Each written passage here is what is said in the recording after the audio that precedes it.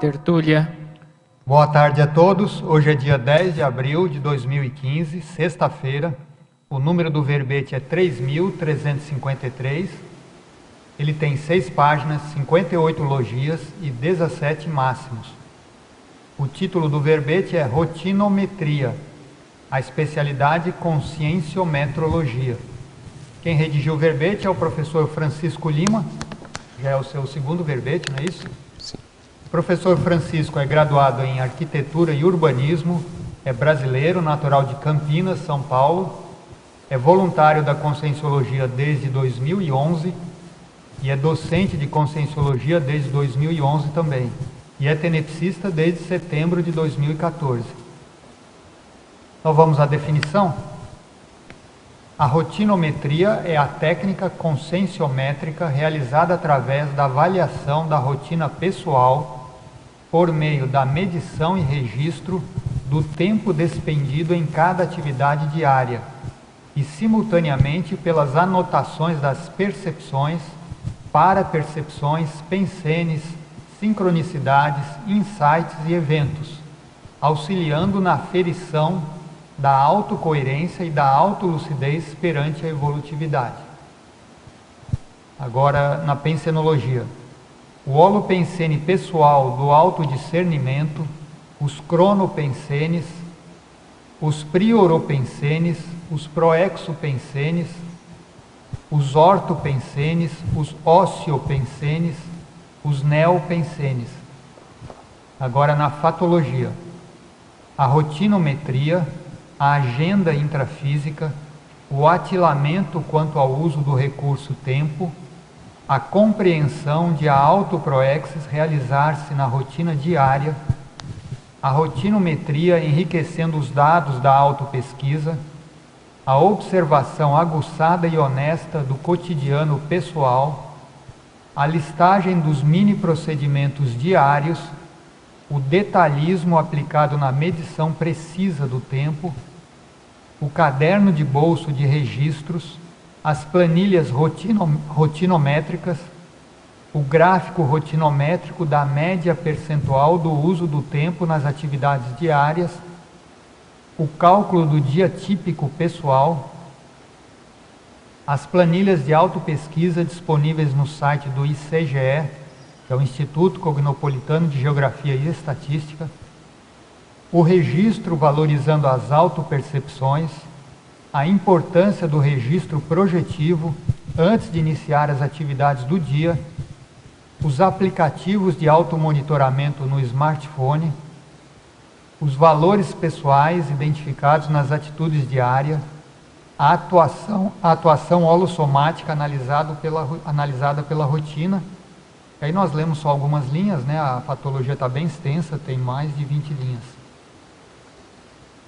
Agora, na parafatologia, a autovivência do estado vibracional profilático, a agenda extrafísica, as paracompanhias rotineiras, as experiências projetivas noturnas, influenciando as vivências diurnas e vice-versa, a autolucidez quanto às constantes interações energéticas diárias em diferenciados contextos, os sinais recorrentes e costumeiros indicando a sinalética energética parapsíquica e pessoal, as horas semanais do voluntariado conscienciológico oportunizando a conexão com o amparo extrafísico de função, a rotina interassistencial da prática da TENEPS, a priorização da interassistência multidimensional na vida cotidiana.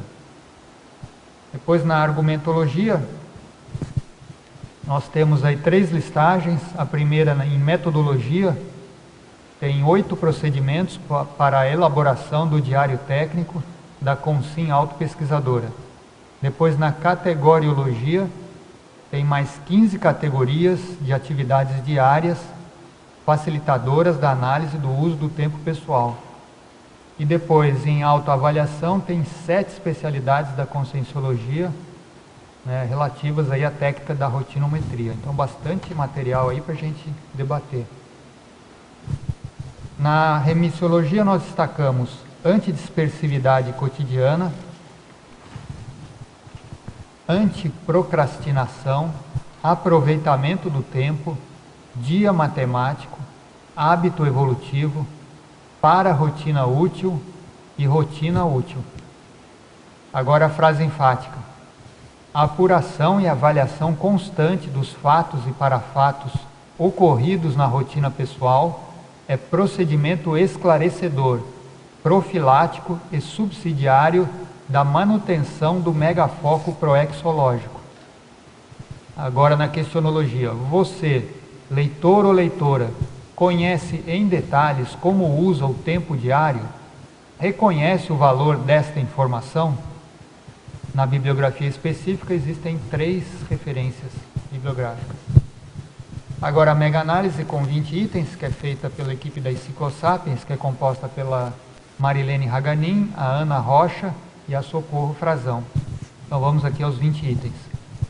Agenda, planilha, análise, síntese, medição, aferição, registro, avaliação, inventário, detalhismo, cronometria, autopesquisa, disciplinofilia, auto-organização, autossuperação, autoenfrentamento, conscienciometrologia, cronobiologia e priorologia. Bom, nós já temos aqui perguntas de teletertulianos, mas a gente sempre pede aí para o verbetógrafo para ele explicar, né, por que ele escreveu esse tema, o que te motivou a escrever sobre esse assunto. Boa tarde a todos. Primeiro agradecer a equipe da Enciclosapiens, que com bastante acolhimento e eficácia aí recebe os verbetógrafos aqui também, deixando a gente com bastante segurança.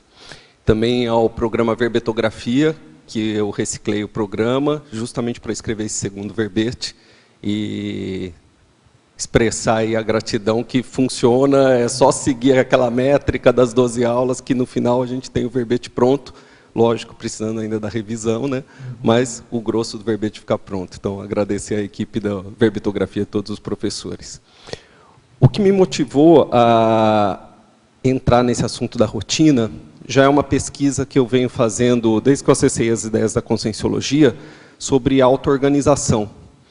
E essa pesquisa já me levou ao primeiro verbete, que foi o Segunda-feira Decisiva, que era uma desconstrução do estigma da segunda-feira como um dia ruim, negativo, e colocando o dia como qualquer outro, vai depender aí da intraconsciencialidade do que a gente vai fazer daquele dia, se vai ser positivo, negativo, evolutivo ou não. Essa pesquisa da rotinometria vem já num outro viés, que é de fazer uma avaliação autoconscienciométrica utilizando a rotina, ou seja, utilizando o cotidiano, que conforme minhas pesquisas, eu fui vendo que a auto-organização ela vai se desenvolvendo no cotidiano. Não existe um lugar ali no futuro para a gente começar a se auto-organizar. Ele começa aqui, agora, já. Não tem jeito, tem que começar agora. Então, essa questão do cotidiano pegou bastante nessas pesquisas e eu achei produtivo investir nisso. Também, eu venho aí de um passadão aí místico, religioso, né? Reciclando alguns traços, e também é importante nesse sentido do antimisticismo, a gente entender que nosso desenvolvimento aí, consciencial se dá na rotina, no cotidiano. A gente não precisa esperar aquela hora mágica, ou um dia de um ritual, ou qualquer coisa do tipo. Se dá a todo momento, a todo minuto. Então, essa questão da rotina como desenvolvimento consciencial é muito importante para mim, assim, que estou reciclando alguns traços místicos aí, religiosos, também nesse sentido. A gente vê que o dia a dia, aquela questão da prática do dia, do desenvolvimento ali do dia, que a gente está fazendo a nossa construção, aí, principalmente ligado à ProEx, né, a programação existencial. Então, essa é a maior motivação. Então, nós vamos aqui às perguntas dos teletertulianos, mas aqui os presentes, a hora que quiserem perguntar também, podem interromper à vontade. Então, o teletertuliano primeiro aqui é de Curitiba. Ao verbetógrafo, professor Francisco, em Estrangeirismologia, página 12, primeira linha. O termo habit loop foi criado como? Existem mais pesquisas sobre este assunto em outros países? Bom, excelente pergunta. Para responder essa pergunta, eu vou ter que apresentar um livro. Eu trouxe ele aqui para mostrar. Ele já foi aqui apresentado na tertúlia, pelo menos uma vez que eu lembro, aí pelo professor Adélio, na defesa do verbete Hábito Evolutivo. É o livro O Poder do Hábito. Vou mostrar ele aqui, talvez a câmera consiga pegar. É uma página, uma capa bem fácil de recordar, amarelona. Então, esse livro, O Poder do Hábito, o autor Charles Duhigg, ele é um jornalista e ele fez um verdadeiro tratado aqui sobre o estudo dos hábitos. Ele pesquisou em várias universidades, estudos acadêmicos sobre o hábito, e também em algumas experiências, né? E dentro dessas pesquisas, o autor descobre aí, principalmente uma pesquisa do MIT, né, dos Estados Unidos, Instituto de Pesquisa, onde que os cientistas descobriram que os hábitos ele tem um ciclo, que seria esse loop, um ciclo, né, o ciclo do hábito. O habit loop aqui, né, é o ciclo do hábito. E esse ciclo do hábito ele é composto principalmente por 3 elementos, que é a rotina, que é o hábito propriamente dito, o comportamento, a recompensa, que aquele hábito traz para a pessoa que está fazendo aquela rotina, e a deixa, ou seja, o anseio por fazer aquela rotina e ganhar aquela recompensa. Então, esse ciclo do hábito, o habit loop, compõe principalmente desses 3 elementos, que sejam a rotina, a recompensa e a deixa. Então, essa avaliação é bastante interessante quando a gente pensa o que motiva, principalmente as pessoas no estudo do hábito, é querer mudar hábitos, principalmente os hábitos negativos. Como que eu faço para mudar? Então, é interessante que, sem fazer essa avaliação, a gente fica com poucos elementos para estudar um hábito. Então, a colaboração principal aí que eu recebi lendo o livro foi esse estudo do ciclo do hábito. Então, daí ele propõe aí uma série de elementos para fazer essas mudanças. Seja na fase da recompensa, que aqui a gente, no paradigma consciencial, a gente vai poder ver. Essa recompensa, ou esse ganho, é um ganho realmente evolutivo ou é um ganho secundário? Então, é uma primeira avaliação que a gente faz aí com os nossos hábitos. Eu estou tendo ganhos fundamentais mesmo, importantes, evolutivos, ou estou tendo ganhos secundários com aquele hábito, com aquele comportamento? Depois são as deixas, que são os anseios. Os anseios vêm motivados principalmente pelas necessidades, reais necessidades, e por desejos, simplesmente. Então, também vale uma avaliação aí diante do paradigma consciencial. Esses desejos, ou esses anseios, essas necessidades, são realmente evolutivas, são interassistenciais, porque elas vão dar o início, o start para aquele comportamento, para aquele hábito que virá a seguir, e que muitas vezes se consolida aí por toda a nossa vida. Então, a rotina, ou seja, o hábito em si, é o elemento, vamos dizer assim, menos importante nesse ciclo do hábito, porque o que está preponderando aí são os anseios e as recompensas, os ganhos. O hábito é só uma forma das pessoas conseguirem isso, satisfazer aquelas necessidades ou desejos e ganhar aquela recompensa. Então, muitas vezes, o foco não deve ser na mudança do hábito em si, e sim na mudança do que esperamos da vida, ou na mudança das nossas intenções. Isso, por si só, já vai ser uma força muito maior do que a gente querer mudar um hábito à força.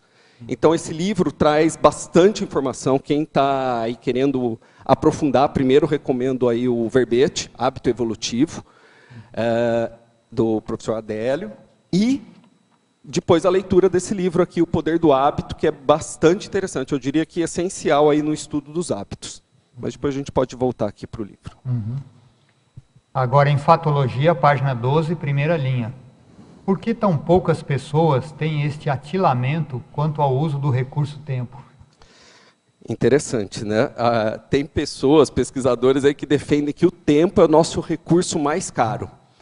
Ou seja, mais caro que até o próprio recurso financeiro, muitas vezes, dinheiro, imóvel, até homens de negócios, aí em certos livros argumentam isso, né? Bom, tem até aquela frase capitalista, aí tempo é dinheiro. Mas aí eu gosto de comparar, na verdade eu li isso em um dos livros aí sobre a questão da administração do tempo, e isso me marcou bastante.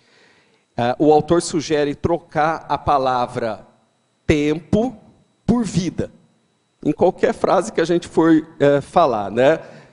Ele falou, experimente, trocar a palavra tempo por vida. Então, quando a gente fala assim, eu não tenho tempo para isso agora, a gente está dizendo, não tenho vida para isso agora.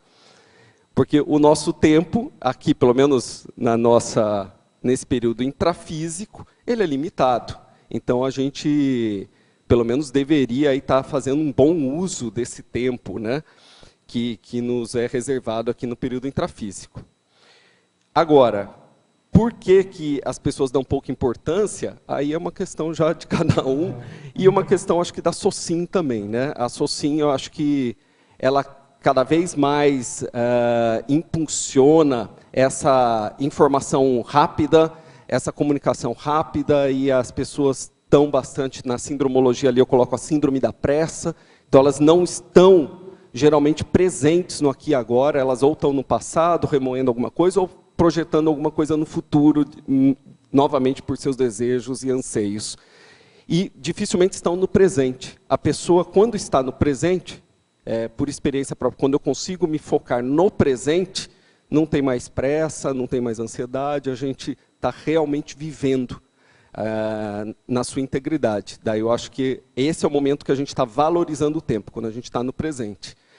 Daí cada um vai ter que fazer suas avaliações para ver como que consegue acessar e valorizar aí o tempo. Mas eu acho que hoje, com o verbete, aí, com o debate sobre o verbete, a gente vai voltar nesse tema, com certeza. Acho que a própria robotização, né, faz com que as pessoas nem parem para pensar, né, no quanto elas estão envolvidas com essa mecânica diária, né, sem conseguir nem enxergar que elas estão envolvidas na robotização, né. Você queria perguntar?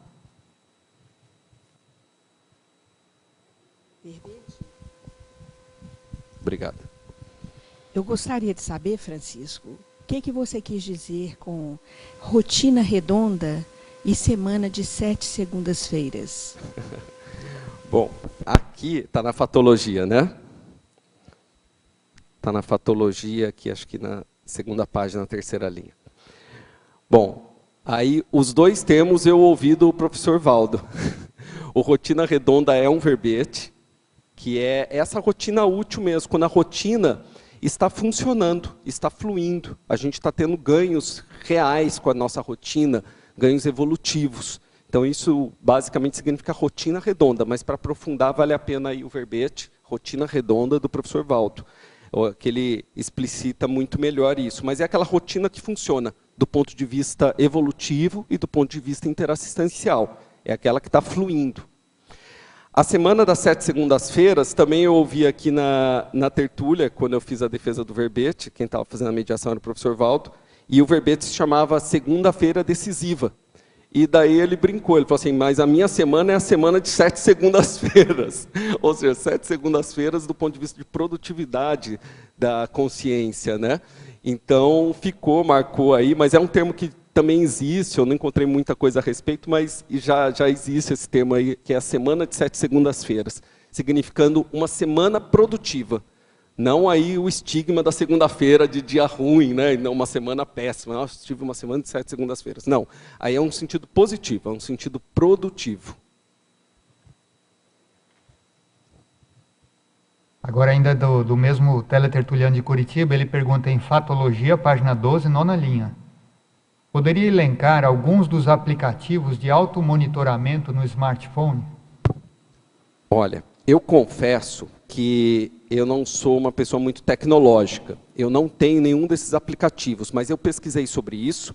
Até na estrangeirismologia tem ali o self-tracking, que significa isso também.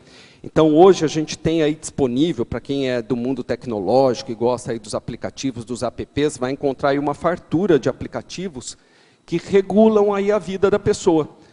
Alguns bem interessantes, ligados aí à área da saúde, batimentos cardíacos, pressão. Então, o próprio aplicativo, com outros equipamentos, gadgets, ele vai dando aí monitoramento para a pessoa e até para os médicos dessa pessoa.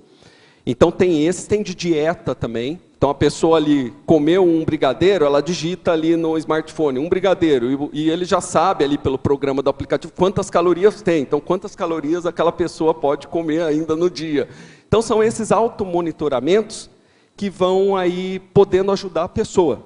E tem outros aí mais inúteis, aí do meu ponto de vista, que regulam ali quantos likes, né? Quantos curtir a pessoa ganhou na página dela ali da rede social, quantas pessoas estão comentando o que ela postou ali na rede social, também tem desses tipos, né? Então, aí a gente tem boas opções aí para quem gosta desse mundo tecnológico aí dos apps de automonitoramento, também conhecido aí como self-tracking. Eu não consigo indicar nenhum porque eu não uso, mas assim, nas minhas pesquisas mostrou que tem muita gente aí que utiliza desses aplicativos no smartphone. Francisco, parabéns aí pelo verbete, está bem completo. Pergunta aqui na página 12, em Fatologia, quinta linha. As planilhas rotinométricas. Podia falar sobre elas, se tu montou alguma planilha específica ou como é que tu faz esse acompanhamento? Na quinta linha, Fatologia. Sim, ok. Obrigado pela pergunta, porque é muito importante aí na questão da técnica. A rotinometria aqui, eu estou defendendo como uma técnica. Então, a gente começa a entrar então, na técnica da rotinometria, ou seja, essa medição da rotina, que é justamente uma maneira da gente conseguir fazer uma avaliação, uma mensuração técnica da nossa rotina pessoal. É essa a proposta principal do verbete. E para a gente fazer essa mensuração, a gente precisa ter elementos, ferramentas. Uma dessas ferramentas pode ser a planilha. A outra é o gráfico. Eu trouxe um gráfico de exemplo aqui para mostrar. Mas aí eu vou dar uma explanar geral, depois a gente pode aprofundar aí conforme for a apresentação. Essa planilha, a gente vai ter que colocar dados nela, inputs. Então, quais são os dados que a gente vai começar a pôr nessa planilha? São dados principalmente quantitativos. Então, aí começa a medição do tempo. Então, é aquela coisa de medir mesmo o tempo. Olha, eu demoro para tomar o café da manhã 15 minutos, vai lá e anota. Pode anotar num caderno de bolso, ou no smartphone, ou numa folha de papel, mas você vai ter que ter alguma maneira de anotar essa medição do tempo. Demoro para dormir? Tanto. Levanto a tal hora. E você vai colocando, computando todas essas medições de tempo. Olha, eu demoro da minha casa ao trabalho, quem faz um deslocamento, 1h30. E ela vai fazendo, a pessoa vai fazendo todas essas medições. Então, primeiro é uma medição quantitativa. Até no primeiro dia, para a pessoa não se perder, para ficar simples, ela pode só fazer essa quantitativa. Depois a gente vai falar sobre a qualitativa, que são as percepções, parapercepções, companhias, insights, pensenes envolvidos em cada atividade. Mas aí já é um pouco mais completa, né? A primeira rotinometria é a pessoa avaliar o seu dia em termos quantitativos.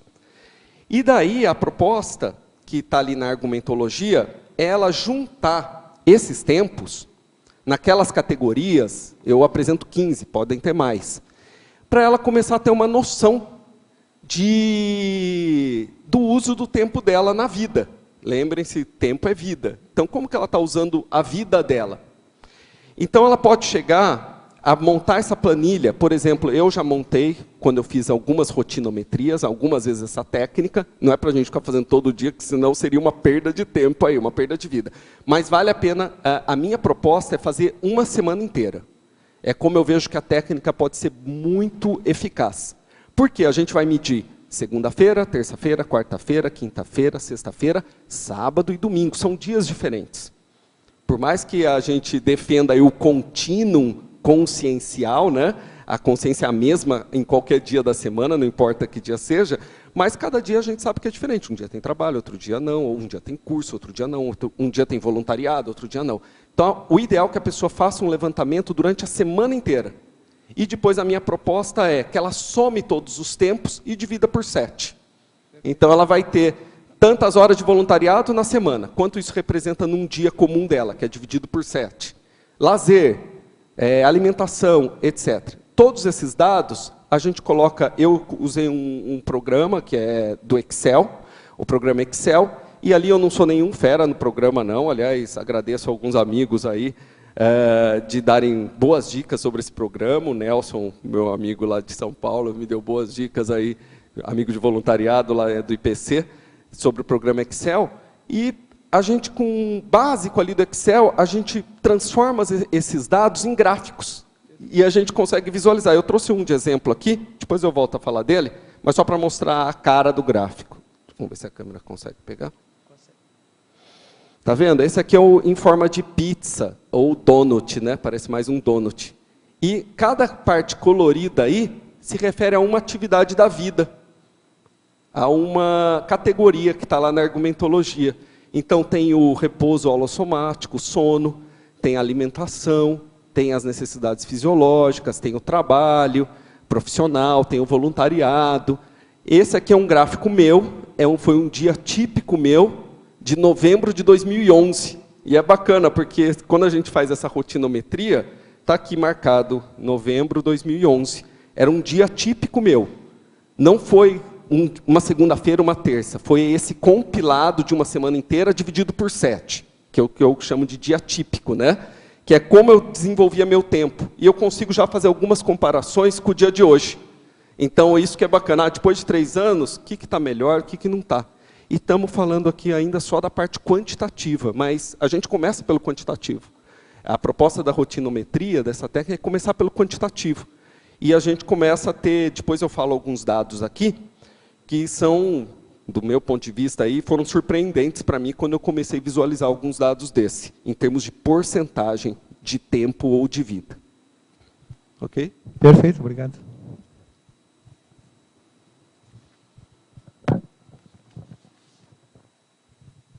Francisco, por favor, você poderia tecer algum comentário sobre a síndrome da impontualidade? Eu percebo que atualmente as pessoas estão muito sem pontualidade, inclusive até eventos, eles começam já com atraso em virtude disso. Então eu queria alguma consideração sobre isso e o seu tema. Obrigada. Ok, obrigado pela pergunta. A síndrome da impontualidade realmente é uma questão muito séria. E, em outro ponto do verbete, eu coloco, agora eu não recordo onde está, que eu coloco o respeito ao tempo do outro. Então, se a gente está falando tanto aqui no respeito ao recurso tempo que nós temos, o tempo pessoal, quando a gente está falando aí de questões como interassistencialidade, a gente deve respeitar o tempo do outro, pelo menos do jeito que a gente respeita o nosso, às vezes até mais, né? Quando a gente está falando aí sobre a esfera da interassistencialidade.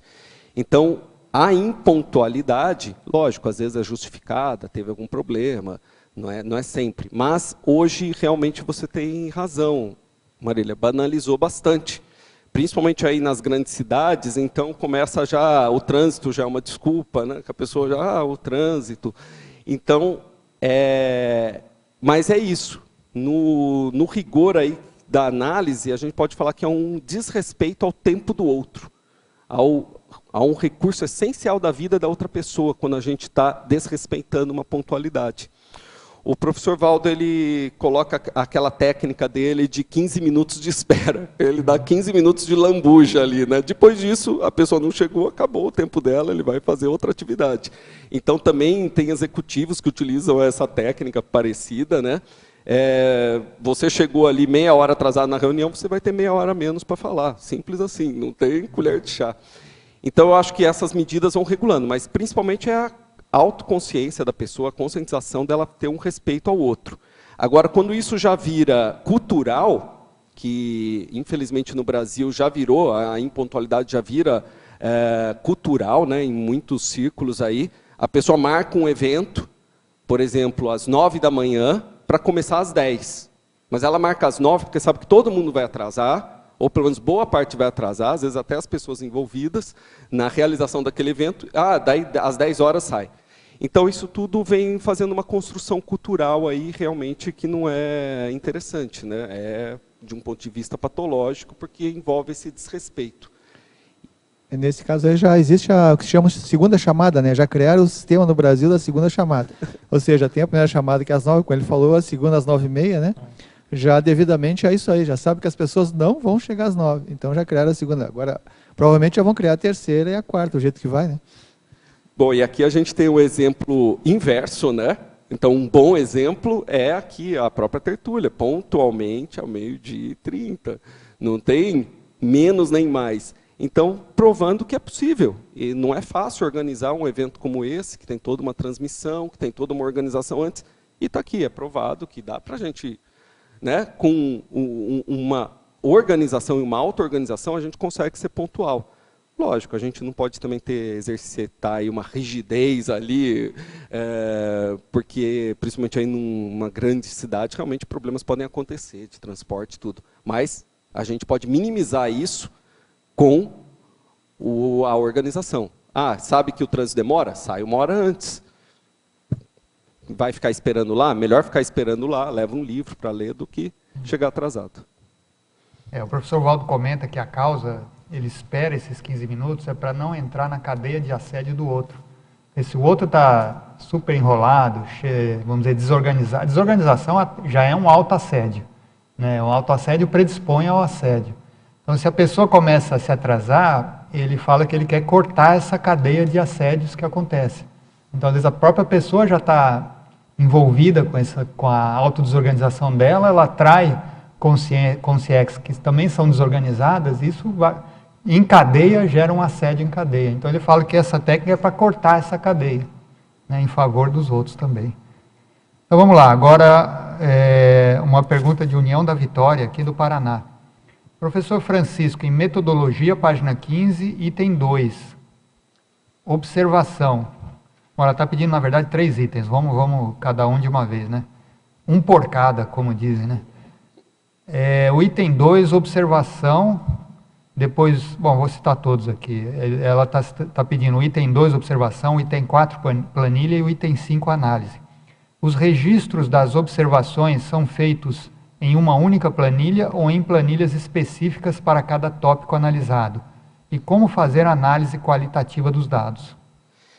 Olha, eu vou falar um pouco de todos, daí eu reforço cada item desse, para até ficar uma ordem mais lógica. Então, a técnica vai começar pela medição. Então, para fazer a medição, a gente vai ter que ter algum instrumento. Então, está aqui, né? Cronometrar o tempo de cada atividade diária. Um cronômetro mesmo pode ser bem eficiente. Quando eu fiz a técnica, eu comprei um cronômetro ali, com letra grande, com um número grande, aliás. Facinho, a gente, início. Parece meio estranho, mas é só para a gente fazer esse estudo aí da nossa rotina, né? Vou tomar café da manhã, liga o cronômetro, terminei, desliga. E, então a gente precisa ter, mas pode ser feito no relógio, no celular, cada um vai usar o meio que achar melhor aí para fazer essa medição. A observação, que seria o registro, eu gosto de fazer com um caderno de campo aí, que eu chamo, né? Que é aquele caderninho pequenininho de anotações. Tem pessoas que vão preferir um caderno maior, tem pessoas que vão preferir fazer já direto no smartphone, no celular. Se ela tem ali, ou um iPad, o que for. Eu gosto do caderno de campo pequeno, por quê? Ele permite a gente estar com ele em qualquer lugar, ninguém vai achar estranho, né? A gente está lá na mesa do café da manhã com o caderninho, a gente anota e passa desapercebido. Mas assim, com foco no convívio até, né? Porque a gente tiver com alguma coisa muito grande, muito tecnológica e fazendo em qualquer hora que a gente está ali, né? Durante o dia pode ficar um pouco estranho, mas cada um avalia aí seu contexto. Então, nessa anotação, a gente pode fazer de uma maneira básica primeiro, só anotar o tempo, café da manhã, 15 minutos, só isso. Mas, quando a gente já começa a pegar um pouco mais de tarimba, a gente já começa café da manhã, daí a gente coloca o nosso estado ali, físico, bem disposto, só anota, bem disposto. Palavras curtas, né, de fácil para você fazer uma anotação rápida. Tive um banho energético, então alguma parapercepção, já coloca. Estava com alguma pessoa da minha família, algum amigo, desconhecido, ao lado. Não é hora ainda da gente fazer avaliações, da gente fazer análises, é só a hora de coleta de dados. Então, por isso que essa coleta de dados tem que ser feita de maneira rápida e bem sintética. Coloca ali uma palavra-chave. A dica que eu dou é coloca uma palavra-chave ali no seu caderninho, que você, na hora que você for sentar, que daí a gente vai chegar ainda, Daí, na hora de passar para a planilha, você pode desenvolver esse tema. Então, vamos seguir aqui. Então, as parapercepções, né? Item 3, parapercepção. Manter a atenção, anotando os insights quanto às interações energéticas e parapsíquicas, em registro da sinalética energética parapsíquica. Então, a rotinometria, na verdade, essa técnica, ela pode ser um suporte para várias outras questões aí do que simplesmente fazer uma avaliação da rotina. Ela pode estar te ajudando a desenvolver a tua sinalética energética parapsíquica, porque você vai anotando ali, olha, toda vez que eu tomo café da manhã, eu sinto ali um zumbido no ouvido direito. E eu estou com uma pessoa da minha família assim, e acontece uma discussão sobre isso. Então, você começa a já tecer relações e vai te ajudar. Daí a gente tem o item 4, planilha. Então, a planilha, que é esse processo de passar a limpo. Então, você vai pegar essa anotação, que muitas vezes você fez ali sintética, rápida, e você vai agora passar a limpo. Você pode passar a limpo, quem não tem computador, não gosta de usar computador, você pode passar a limpo num caderno, fazer uma planilha manual mesmo, riscada, com lápis ali. Aí é a gosto do freguês, na verdade. Ou você pode utilizar uma planilha técnica mesmo, um programa como Excel, e lançar isso. Então, você vai lançar isso por tópicos, você vai desenvolver ali uma planilha e vai colocar as atividades diárias. Daí, por isso que é importante o item a seguir na ergometologia, que é as categorias lá, né? Alimentação, assistencialidade, convívio. Porque se a gente for colocar por exemplo, cada atividade diária, você pode ficar com uma planilha muito grande. Então, o ideal é você agrupar por temas aquelas questões, aqueles tempos envolvidos, aquelas percepções, parapercepções. Isso vai te ajudar na elaboração dessa planilha. Eu tenho uma planilha que eu uso minha, mas o ideal aqui, eu acho que é cada um desenvolver a sua própria planilha. Ver a sua maneira de entender sua rotina, como agrupar as ideias. Então, aqui é só uma demonstração de como eu fiz. Mas você pode desenvolver a sua. É importante aqui também abrir um parênteses e ressaltar novamente aquilo que foi falado na fatologia sobre as planilhas, na página 12, fatologia, 7ª linha. Então, a gente tem lá, na verdade, começa na 6ª linha. As planilhas de autopesquisa disponíveis no site do ICGE, Instituto Cognopolitano de Geografia e Estatística.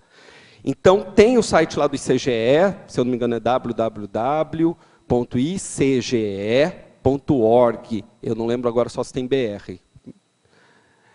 Mas é fácil. Da ICGE já vai chegar. E tem uma aba no site do ICGE que é planilhas. E você vai lá ter muitas planilhas disponíveis. Uma planilha que é muito parecida com a que eu uso, e que tem lá disponível, é só baixar, dar o download ali, é uma planilha que chama planilha de metas, rotina. Olha só, então já está feito lá. E você vai gerar, colocando ali os dados, os inputs de cada dia, você vai gerar um gráfico, como esse que eu mostrei, esse pizza, né? Aquele gráfico redondo. Então está lá, está pronto no ICGE, a gente tem. Mas eu recomendo ainda você depois desenvolver uma planilha sua ali. Eu acho que vale a pena. Mas tem essa pronta aí do ICGE que você pode utilizar. Continuando na metodologia, daí o item 5, que você também pede, né? Então, fazer avaliações quantitativas da rotina pessoal através do uso de gráficos e porcentagens. A gente já mostrou o gráfico. Bem como qualitativas. Então, as qualitativas, as quantitativas são bem objetivas. Você vai gerar porcentagens, por exemplo, quanto % do meu dia eu durmo? Quantos % de tempo do meu dia eu uso para alimentação? Quantos % do meu dia eu uso para as necessidades fisiológicas? Dados desse tipo são importantes. Mais importantes, depois você vai ver quanto tempo do meu dia, quantos % do meu dia eu dedico para a minha autoproex. Então, essas daí depois são perguntas mais importantes para serem feitas depois da gente fazer essas avaliações. Então, vamos continuar aqui. Mas começa pelo quantitativo. Daí, bem como qualitativas, através de listagens, comparações, relações e deduções. Então, aqui é bem pessoal mesmo. Eu vejo que aí não é muito planilha. Nas qualitativas, eu vejo que aí o mais produtivo são as listagens, as enumerações, as avaliações, que você vai fazer para você mesma. Então, melhor forma, escrever. Daí, depois disso, pode até sair aí uma GESCOM, um artigo, até um verbete.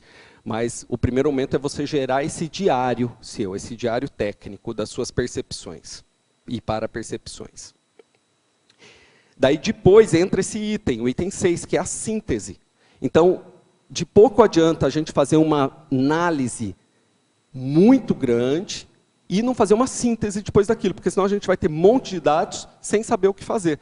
Nessa síntese que a gente vai dar o sentido da nossa pesquisa, onde que a gente quer melhorar, onde que a gente está bem, quais são os trafores, quais são os trafares, o que está faltando, qual o trafal que está faltando na nossa rotina.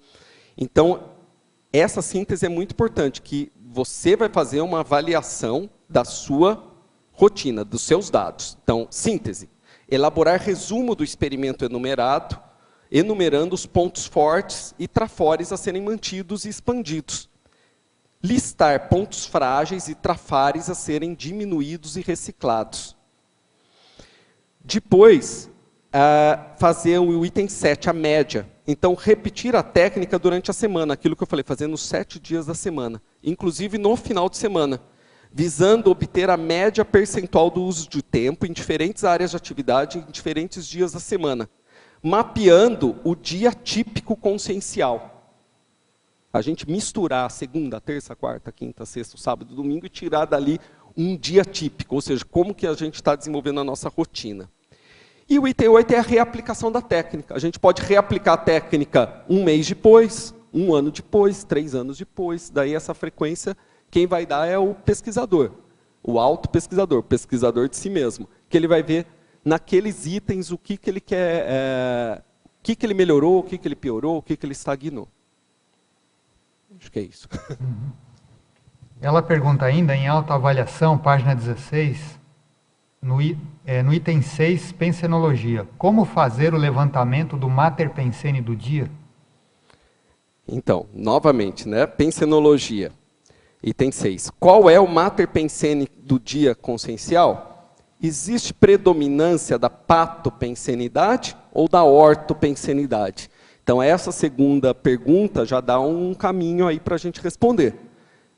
No nosso dia, quando a gente fez a avaliação, então, voltando um pouquinho naquela questão ali, na hora da gente fazer a análise, a planilha, a síntese, a gente tem que reservar 1 hora do dia para isso. Não necessariamente 1 hora inteira, 60 minutos. Pode ser 30 minutos, pode ser 10 minutos, cada um vai dosar quanto vai dedicar ao seu dia. Mas, em alguma hora do dia, no meu caso é melhor fazer isso à noite, porque daí o dia praticamente já passou inteiro, a gente para fazer uma avaliação do dia. Então, a gente pode fazer isso um pouco antes de dormir, por exemplo. Nessa avaliação, não mais contando somente com a memória, mas sim com dados que a gente escreveu, a gente vai mapear. O que predominou mais no meu dia? Uma patopensenidade, ou seja, pensamentos, sentimentos, energias negativas, de preocupação, de ansiedade, de medo, etc. Ou predominou no meu dia uma pensenidade positiva, uma ortopensenidade, pensamentos, sentimentos e energias relacionadas à interassistência, a aprendizado, a evolutividade. A gente vai conseguir avaliar isso. Então, isso já vai dar uma dica para a gente do Mater Pensene do dia. Mas aquele dia pode ter tido um Mater Pensene bem específico. Por exemplo, aprendizado. Então, a gente conversou com algumas pessoas que a gente aprendeu muito ou conseguiu esclarecer algumas coisas. A gente conseguiu dedicar parte do dia para uma boa leitura, que a gente aprendeu bastante com aquela leitura. Então, a gente identifica que aquele dia, o Mater Pensene foi aprendizado, foi conhecimento. E assim a gente vai identificando. Cada dia pode ter o seu Mater Pensene. Assim como pode ter uma semana inteira com um Mater Pensene muito claro. Assistência, por exemplo. Então, quem está envolvido aí num processo de interassistência pode ter uma semana bastante intensa relacionada a isso. Então, aí cada um vai fazer a sua avaliação utilizando os dados. E não mais só a memória ou elementos muito subjetivos. A pessoa vai ter dados para poder mapear o Mater Pensene do dia dela.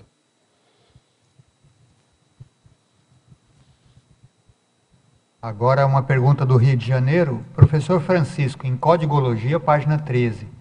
Como seria o ato de aplicar o Código Pessoal de Cosmoética nas atividades diárias? Esse é o desafio, né? Primeiro é a pessoa fazer o seu Código Pessoal de Cosmoética. Então, a gente tem até cursos aí, tem bastante literatura aí na Conscienciologia sobre o Código Pessoal de Cosmoética.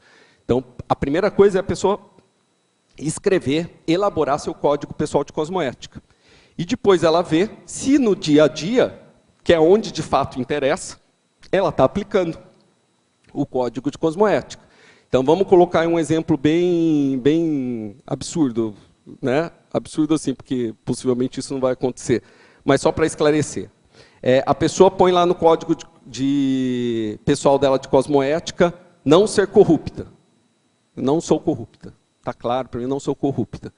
Daí, no dia a dia dela, ela acaba comprando alguma coisa pirata, ou acaba favorecendo um pequeno processo de corrupção ali na vendinha, não aceitando uma nota fiscal para ganhar um desconto.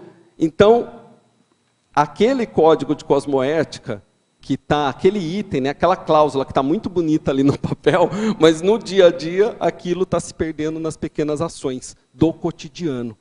Então eu coloquei esse exemplo mais para mostrar isso, que o cotidiano vai escancarar ou vai mostrar o que realmente de fato está acontecendo com a pessoa. O que é uma teoria, muitas vezes bonita, e o que é na prática, na verdade. Por isso que eu vejo que o estudo do cotidiano é muito interessante, porque a gente está vendo na prática, na realidade dos fatos e parafatos, o que está acontecendo com a consciência.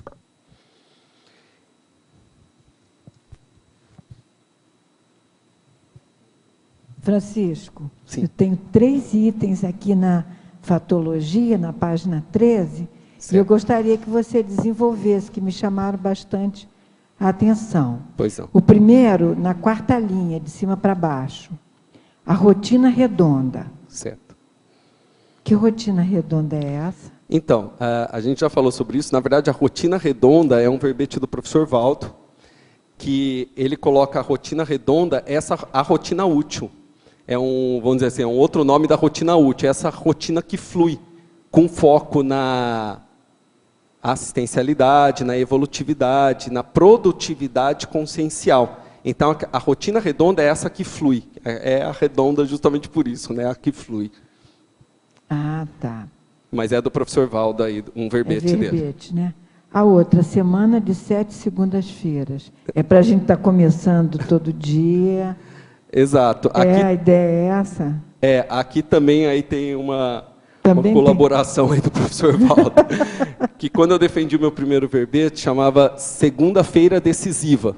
E durante aqui a defesa do verbete, o professor Valdo falou que a semana dele era uma semana de 7 segundas-feiras. Justamente com foco nessa produtividade, nessa que todo dia era um dia útil consciencial, era uma segunda-feira. Então essa é a semana de 7 segundas-feiras, aquela semana útil, aquele contínuo do tempo que não para. Então não é porque é domingo, não é porque é sábado, que ele não vai ser útil consciencialmente, ele continua sendo útil.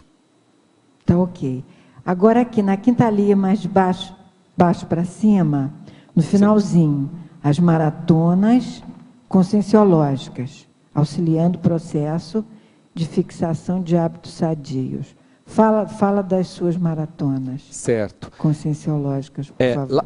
Lá no IPC, às vezes é promovido uma maratona conscienciológica, por exemplo, da leitura de um tratado. Do tratado Projeciologia, Homo Sapiens Reurbanizado, 700 experimentos, já teve todas essas. Então, quando a gente entra aí numa maratona, então é feito um momento de leitura, que a pessoa pode fazer na casa dela, ou lá mesmo no IPC, no Pesquisário, né? E depois é feito um momento de debate. E a ideia com isso é ler o tratado inteiro. Então é até uma oportunidade para quem ainda não leu o tratado, pegar aí de eito e, do começo ao fim, utilizando aí o holopensene da maratona, né, do grupo, do coletivo ali, para ajudar a incentivar nisso. Então, isso aí pode ajudar a pessoa a desenvolver, por exemplo, o hábito da leitura. Então, por isso que eu chamei a atenção aí desse item, das maratonas conscienciológicas, nesse sentido aí das leituras, né, dos tratados, ajudarem a pessoa a fixar aí o hábito da leitura. Muito obrigada e parabéns pelo seu verbete. Obrigado.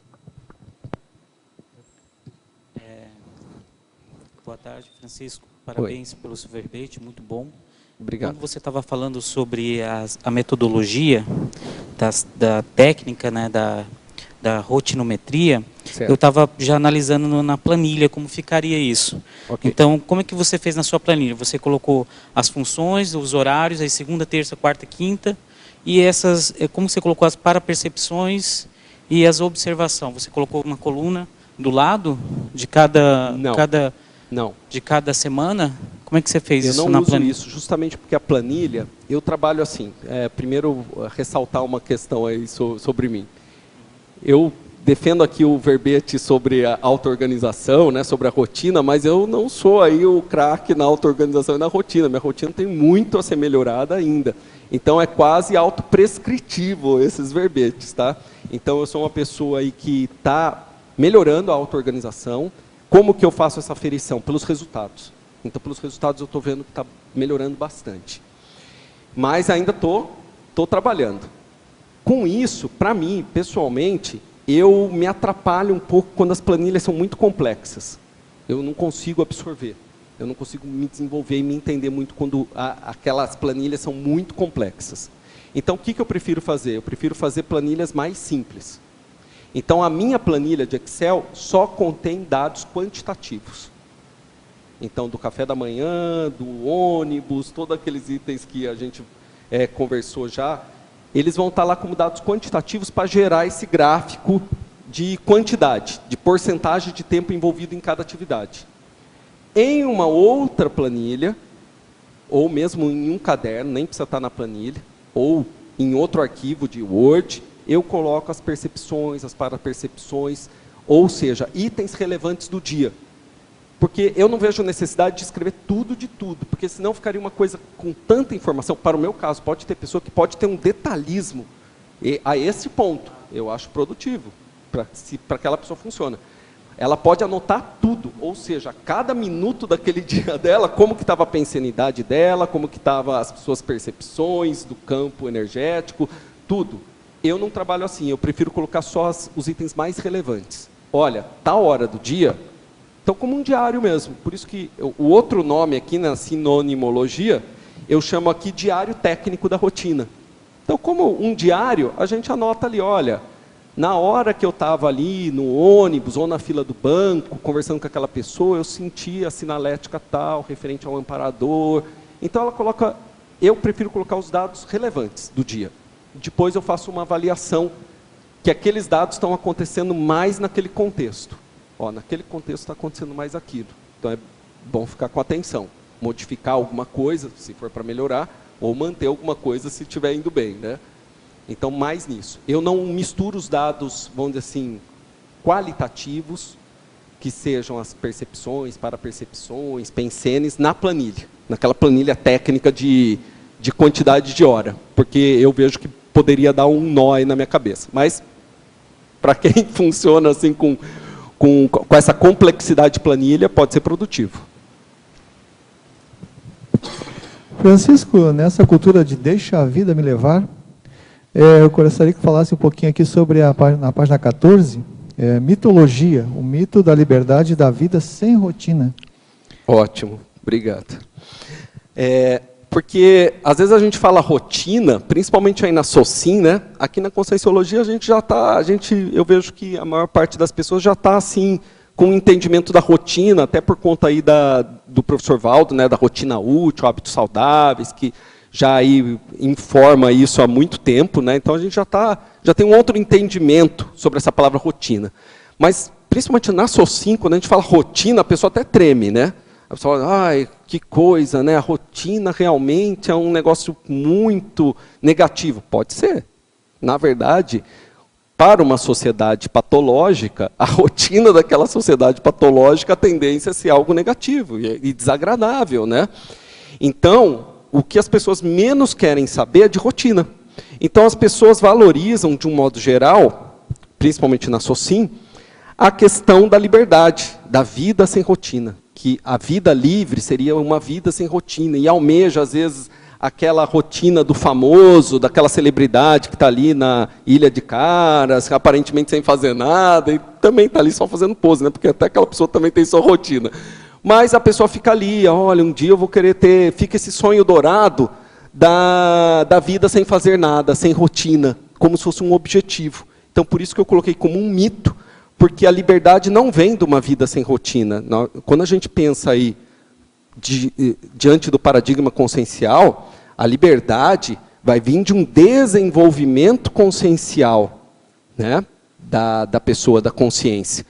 E isso, sem uma rotina útil, vai ser muito difícil. Então, por isso que é um mito. O que parece que está muito ligado à rotina, que o pessoal entende, ligo muito com a repetição, né? Mas, na verdade, se a pessoa for avaliar extrafisicamente, né, não só no paradigma fisicalista, a pessoa vai ver que não existe rotina, né? Vai notar que cada momento parece ser igual, mas ele é diferente.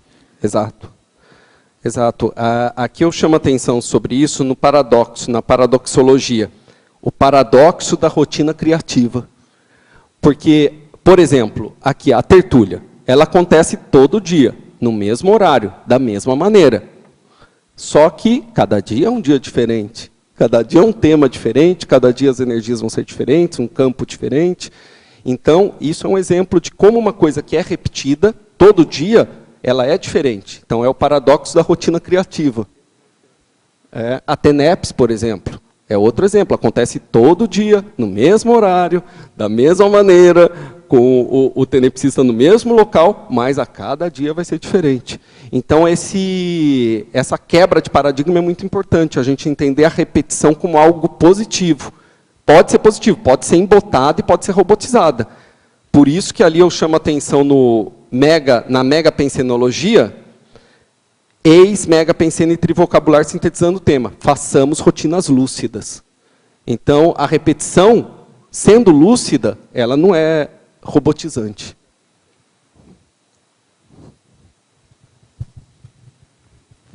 Oi, Francisco. Olá. Você poderia desenvolver fatologia, página 13, 7ª linha. Certo. O procedimento extrapauta, sendo oportunidade interassistencial. E ainda, na página 14, trinomiologia, página 14, trinomiologia, o trinômio imprevisto, extrapauta, expediente. Tá. Os dois têm a ver. A extrapauta é aquela atividade que não estava na agenda. Então, a agenda é diferente do diário, né? Tem ali o binômio até agenda, diário. Então, a agenda é o que a gente está planejando, se programando para o dia. O diário é o que aconteceu. Então, um é a previsão da rotina, depois tem a rotina, e depois a revisão da rotina, a avaliação da rotina, que é o diário.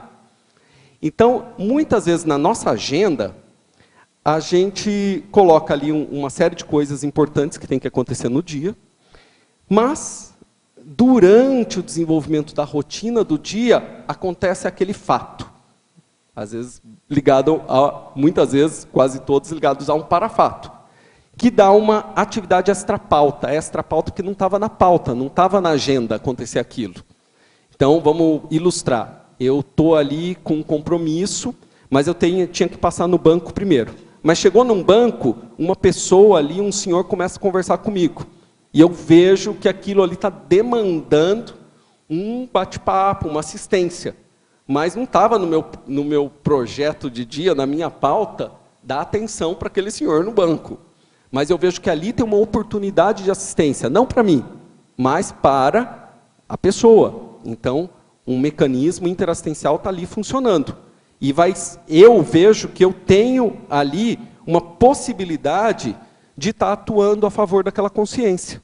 Então, muitas vezes, eu vou ali chegar um pouquinho atrasado no meu outro compromisso, por isso que eu falo da flexibilidade quando a gente fala da impontualidade, porque às vezes a gente parou para ajudar uma pessoa, né?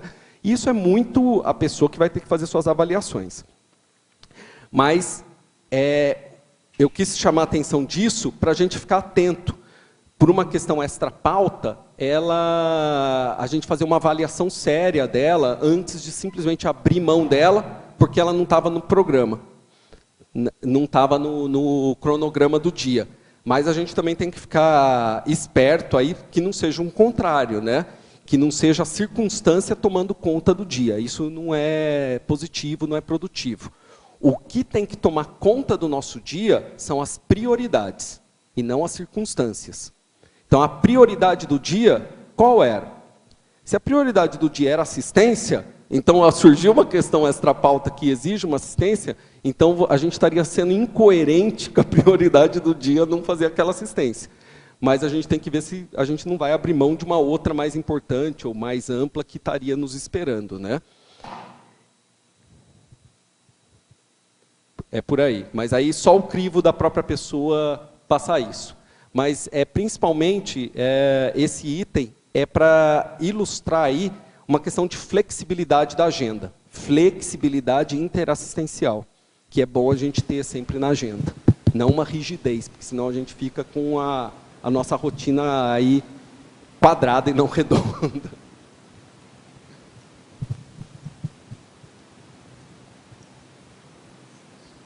Sim. Ultimamente, eu tenho encontrado com pessoas que, mesmo tendo as mesmas rotinas anteriores, elas afirmam que o tempo está mais curto. E isso tem aumentado muito. Você poderia fazer uma consideração sobre isso? Olha, às vezes eu tenho isso também, essa percepção que o ano passou rápido, né? Eu não sei se eu estou ficando mais velho a cada ano e essa percepção vai aumentando, então eu não sei definir. Outras pessoas, eu vejo até, já fazem teorias aí sobre ressonância magnética planetária, mas eu não tenho, o meu conhecimento de física aí não permite dizer isso, afirmar se é uma realidade ou não. Mas o fato é que o tempo, ele é moldável, vamos dizer assim. Então, tem vários experimentos psicológicos que colocam as pessoas em diferentes situações durante 5 minutos. Fazendo coisas agradáveis ou desagradáveis, ou confortáveis e desconfortáveis. E daí essa pessoa sai do experimento e é perguntado, quanto tempo você acha que passou? Então, quem estava ali numa atividade agradável, confortável, falou assim, olha, não sei, passou 1 minuto? E passou 5. E a pessoa que estava diante de uma situação desconfortável ou desagradável fala que passou meia hora, que não aguentava mais sair dali. Então a noção de tempo ficou totalmente diferente diante das percepções da pessoa. Então, isso pode ter um pouco a ver com essa questão. A pessoa tem uma percepção que o tempo está passando muito rápido, ou ela está tendo uma produtividade boa, ou ela está querendo que o tempo passe rápido porque ela não está numa vida muito feliz, né? Mas é difícil responder a isso, mas realmente é uma percepção que eu tenho também, muitas vezes. Parece que o tempo está passando cada vez mais rápido. Eu não sei te falar por que é isso. Francisco, aqui na página 12, na segunda linha, você poderia ampliar quais são esses hábitos anacrônicos?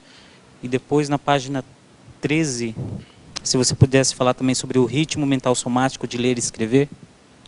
Certo. Os hábitos anacrônicos, né? O anacrônico significa fora do tempo, aquele que não tem mais sentido naquela hora da vida, né? É do passado.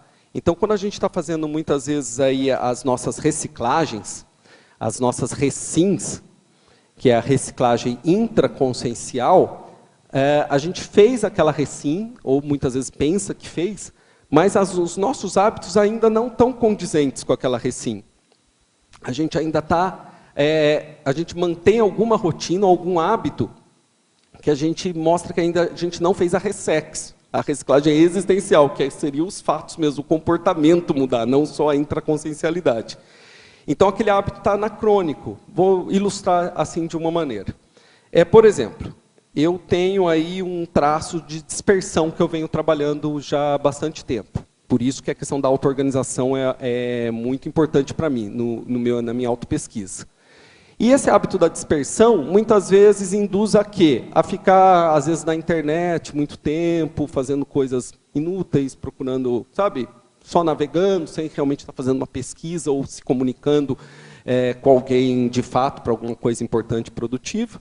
Ou, às vezes, vendo uma televisão, vendo um programa que muitas vezes não está acrescentando nada. Então, é um traço de dispersão, né? A gente fica ali, o tempo está passando, e aquilo não está mais condizente com reciclagens que eu já fiz, ou com uma conscientização que meu tempo é importante, que eu poderia estar investindo numa leitura, num estudo, ou em alguma atividade, ou no meu voluntariado, ampliando minhas horas de voluntariado, ao invés de estar ali, né? Então, aquilo, para mim, é um hábito anacrônico lá. Não que tenha... não necessariamente os hábitos anacrônicos são tirar um pouco essa coisa de certo e errado, sabe? Ver televisão não tem nada de errado. Depende quantas horas ela está lá, que programa a pessoa está assistindo e o que ela está fazendo com aquilo. Mas, em si, ver televisão não tem nenhum problema, não é que está errado. Mas, quando a gente já está adquirindo certos conhecimentos e a gente já está se propondo aí, diante da nossa perspectiva da ProEx, da nossa programação existencial, aquilo se tornou anacrônico para a gente. Então, se a gente não mudar aquilo, a gente está sendo incoerente. Então, por isso que ali na definologia é colocado que a importância dessa técnica, qual é? Então, ali no finalzinho da definologia, auxiliando na aferição da autocoerência e da autolucidez perante a evolutividade. Então, a mesma rotina para uma pessoa, aquela mesma rotina, se a gente avaliar para uma pessoa, nossa, está excelente aquela rotina. E para outra, aquilo já está anacrônico, ela já poderia estar fazendo mais. Ela poderia, ao invés de ter 1 hora de estudo por dia, ela pode já estar fazendo 2 pelos trafores dela, pelos atributos dela. Tá? Então, isso que significa os hábitos anacrônicos. Daí você perguntou o que mais? 13. Na 7ª linha, de baixo para cima, é o ritmo mental somático de ler e escrever, né? Como é que você consegue, então, conciliar o seu trabalho, né, motivação, trabalho e lazer, com a escrita e a leitura? Olha, o ritmo mental somático. Então, isso aqui tem a ver, lá depois na questionologia, ali na autoavaliação, na argumentologia, na página 16, tem uma pergunta lá, um questionamento, no item 3, holossomatologia. Qual veículo, depois que a gente fez a rotinometria, tá? Depois que a gente aplicou a técnica, vale a pena a gente se perguntar, qual veículo de manifestação recebe mais atenção no dia? Qual recebe menor tempo dedicado? Então, a gente começa por aí. Durante o nosso dia, depois que a gente fez a rotinometria, eu vou colocar aqui, me colocar como Consim cobaia, e vou trazer a minha rotinometria ali de novembro de 2011. Olha só, na hora que eu junto, vou mostrar novamente o gráfico aqui. Tá?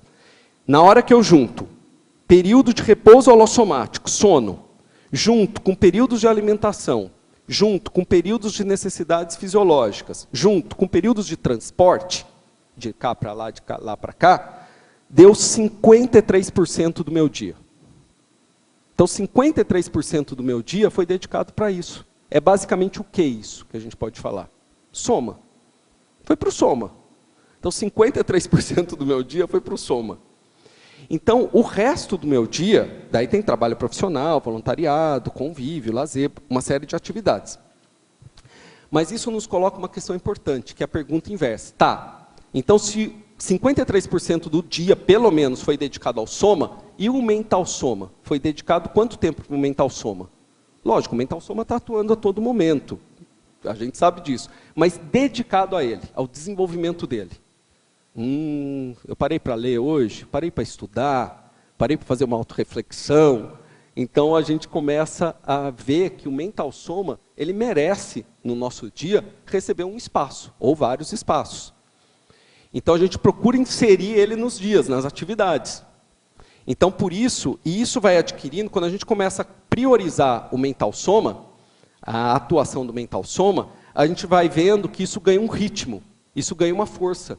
Assim como o nosso soma, se a gente for lá fazer uma academia, ou fazer uma prática física, a gente vai ver que o nosso corpo, num primeiro momento, dá aquela chorada, dá aquela enferrujada, né, reclamada, mas depois ele entra num ritmo. A gente começa a ver que já não dói mais os músculos, a gente já começa a fazer os exercícios com uma certa facilidade, pode até aumentar peso, aumentar tempo. Também, assim, é o nosso mental soma. A gente começa a ganhar um ritmo.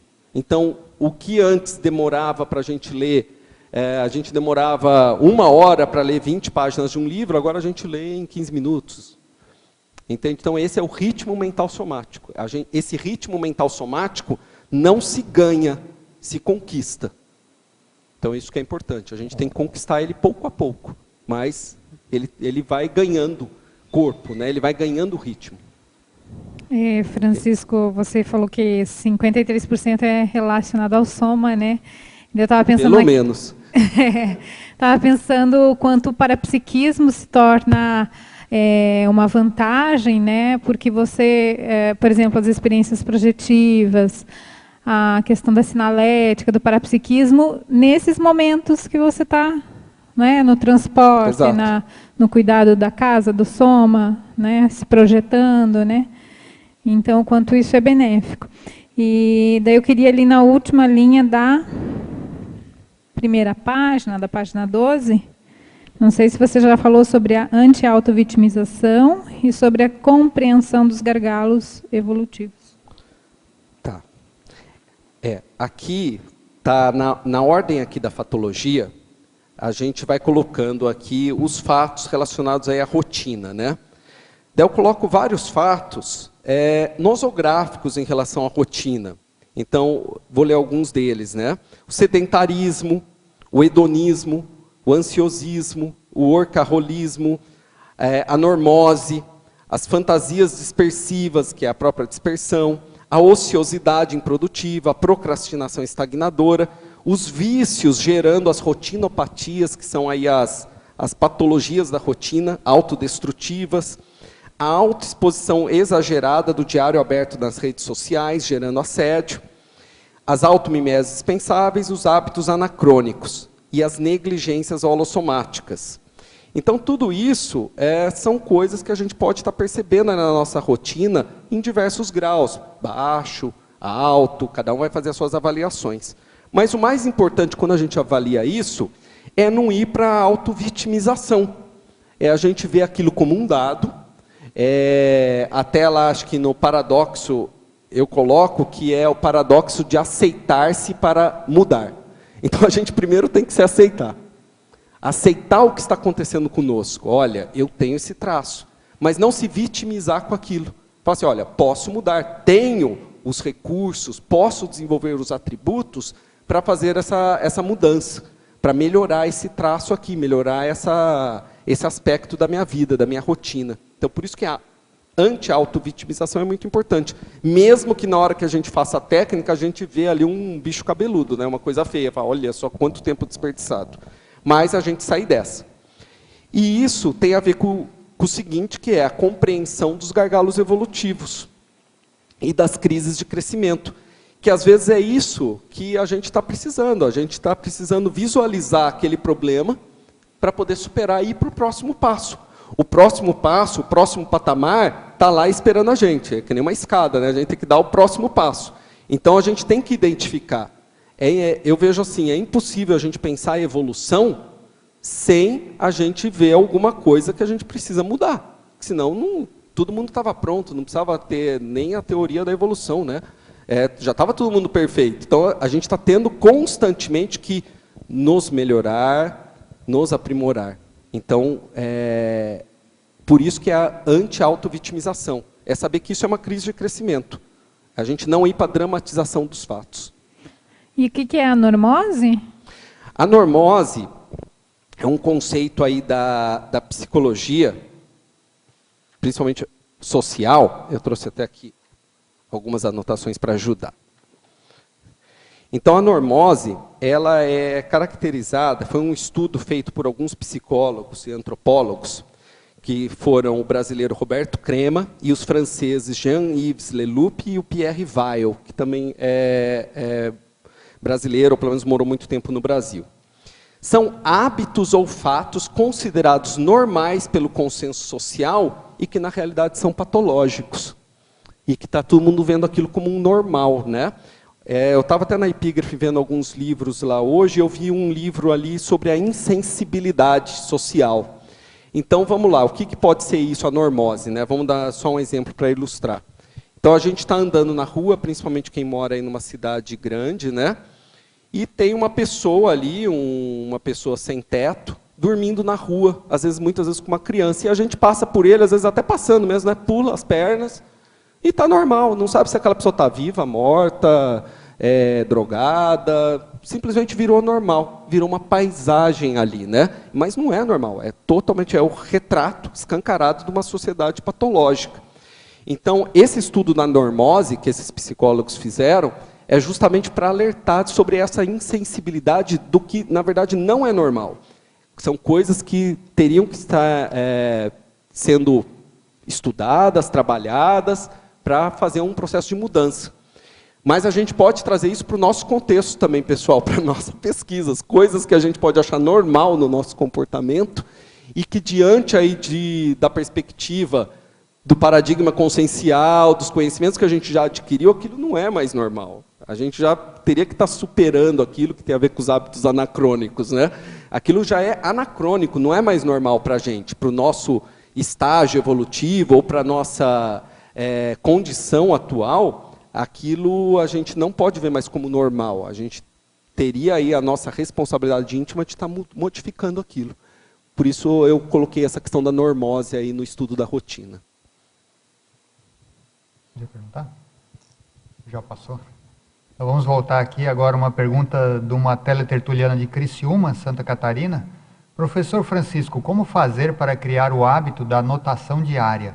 Tenho sérias dificuldades com isso. Olha, é começar, mesmo que seja devagar, mesmo que você comece anotando uma coisa por dia, valoriza aquela anotação e continua. Então tem um exemplo aí que eu li num livro, para ilustrar os hábitos, que é muito interessante, que fala-se assim, se você pegar um graveto e quebrar, ele quebra, é muito fácil. Se você pegar 2 gravetos e quebrar, ele quebra ainda, é muito fácil. 3, quebra, começa a ficar um pouco mais difícil. Quando você já está aí com uns 10 gravetos na mão, fazendo um feixe, e você tenta quebrar, você não vai mais conseguir. Assim são os hábitos. Então, você tem que começar a colocar seus gravetos aí, usando essa analogia, essa metáfora, né? Então, faça uma anotação por dia. Valorize aquele seu graveto, aquela sua anotação. No dia seguinte, faça outra. Se você conseguir, faça 2 anotações. Seja ela qual for. Lógico, relevante, né? Não, o céu estava azul. Isso é inutilidade, para a gente não interessa. Então, interessa o quê? Como que estava a sua pensanidade, se você teve algum insight, alguma ideia, se você teve alguma percepção, que horas do dia você se sentiu incomodada, o que aconteceu. Então, começa por aí, pelo básico mesmo. Valoriza as tuas experiências. Então, a gente tem exemplos aí de grandes personalidades, mas na hora que a gente coloca aquilo para a nossa autopesquisa, não tem muita importância, não. O que vai valer mesmo é as nossas experiências. Por isso que elas têm que ser valorizadas. Então, uma dica que eu posso te dar é essa, valoriza.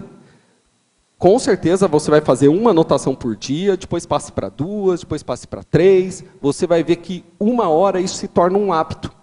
E quando ele se tornou um hábito, daí ele ganha um ritmo, aquilo que a gente falou do ritmo mental somático também. Ele ganha um ritmo por si só. Ele vai te conduzir. Daí já fica mais fácil quando você consegue fixar o hábito.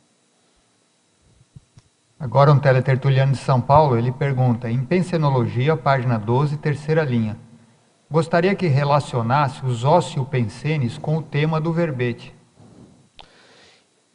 Então, o ócio pensene é aquele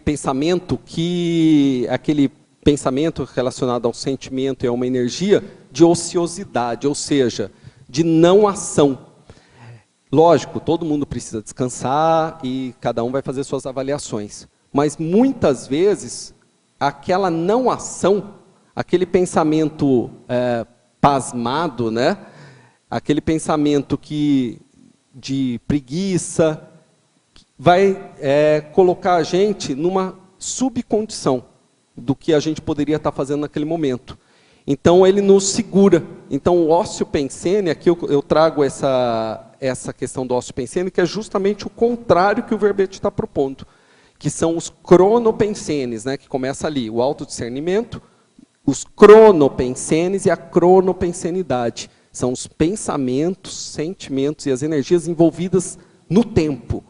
Quando a gente já deu essa importância do tempo, a gente vai ver que cada minuto nosso é precioso. cabe, muitas vezes a gente vai falar, não, eu vou tirar 10 minutos para descansar. Muito bem.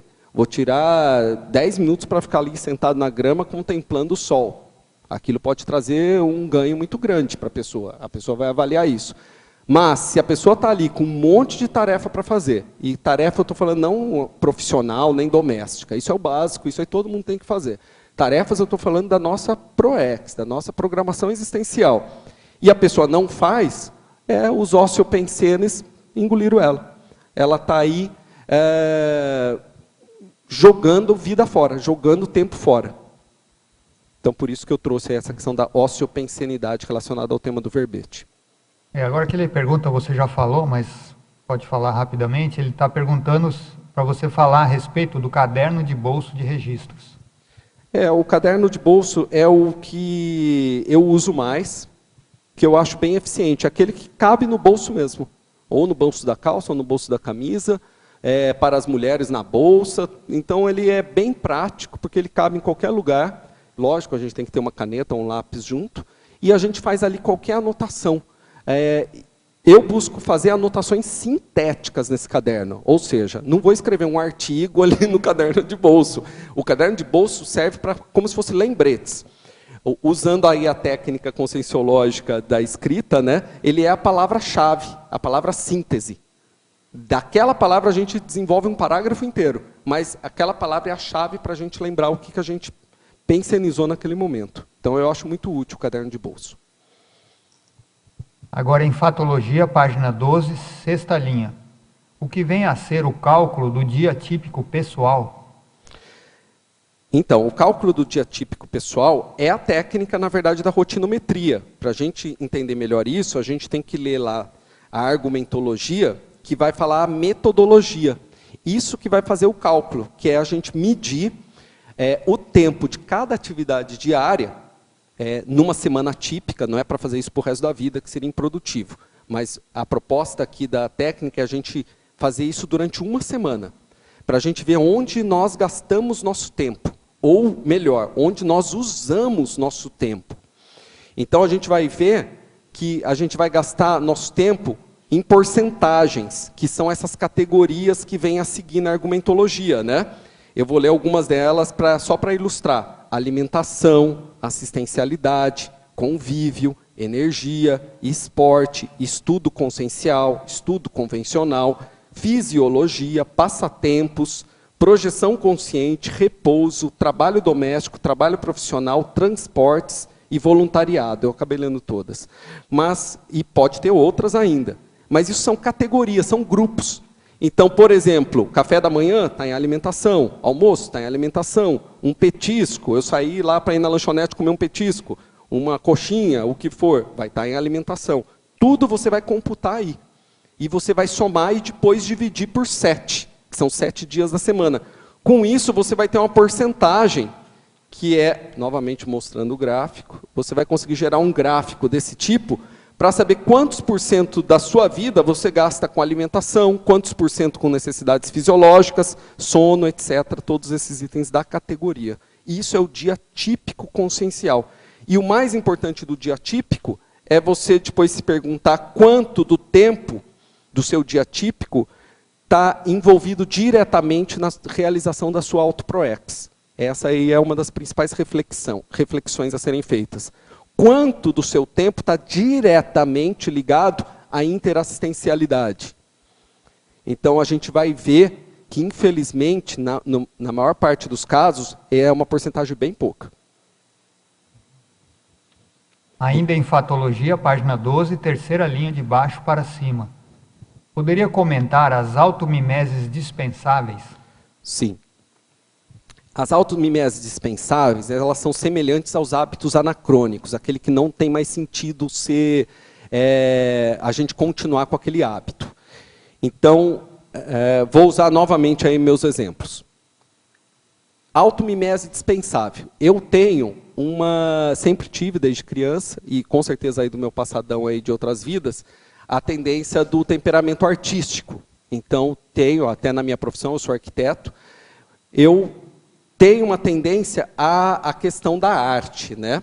Então, por muito tempo, nessa minha vida intrafísica, eu fiquei muito tempo ali apenas fazendo coisas ligadas à arte, que podem ser desenhos, esculturas, o que for. Não que isso tenha alguma coisa errada, mas demanda-se tempo. Então, o que eu vi é que eu poderia usar a minha criatividade, agora, nessa vida, mais focada, mais ligada aí com a minha AutoProEx. Então, eu direcionei mais a minha criatividade para outras áreas. Então, que sejam essas áreas? Na minha profissão, eu coloquei mais um foco na ecologia, na sustentabilidade. Então, toda a parte criativa ligada para a sustentabilidade. E também para fazer minhas GESCONs, ou seja, meus artigos, meus verbetes, um livro aí que já estou estudando essa possibilidade. Então, isso, para mim, não é mais, agora a questão da criatividade, não é mais uma automimese, ou seja, aquela repetição de si mesmo. Eu estou ligando mais agora a questão da criatividade para esses outros focos. Porque eu vi que aqueles outros focos, para mim, não estava me acrescentando mais nada, assim como consciência, ou muito pouco. Não que sejam errados, mas para mim não me acrescentavam mais a questão da arte pela arte, a criatividade pela criatividade. Então, é muito importante ter criatividade, mas mais importante ainda é a gente direcionar nossos talentos, nossos trafores, nossos atributos para a consecução aí da nossa AutoProEx.